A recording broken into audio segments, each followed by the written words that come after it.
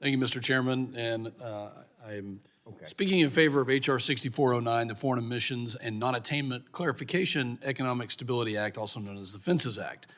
States can be pushed into non-attainment because of pollution that they do not control and cannot prevent. Smoke from Canadian wildfires, emissions drifting across the southern border, or other foreign sources can overwhelm local air quality readings even when states are fully compliant and acting in good faith. The Clean Air Act has long acknowledged this problem. Congress intentionally allowed states to account for foreign emissions when those emissions interfere with attainment. That balance was disrupted when EPA guidance under the last administration sharply narrowed what counts as foreign emissions, limiting relief to certain human-caused sources while excluding events like wildfires. That distinction is arbitrary and unworkable. States cannot regulate another country, and they certainly cannot regulate natural disasters.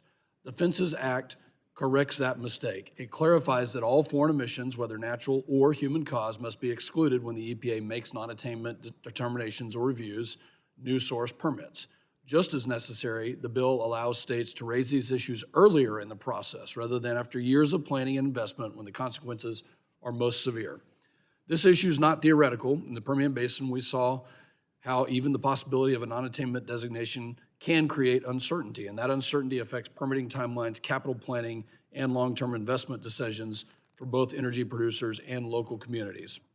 When the stakes are that high, the EPA needs to get the analysis right. In fact, Dr. Earthia Nance, who was the Region 6 EPA director under President Biden, came to the Permian Basin and visited, which I've invited colleagues from the other side of the aisle to also do the same.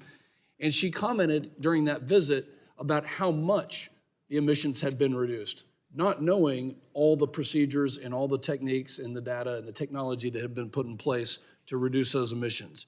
And it's not just my constituents, but it's American workers and businesses should not face regulatory penalties for pollution originating outside of our borders and uncontrollable natural events.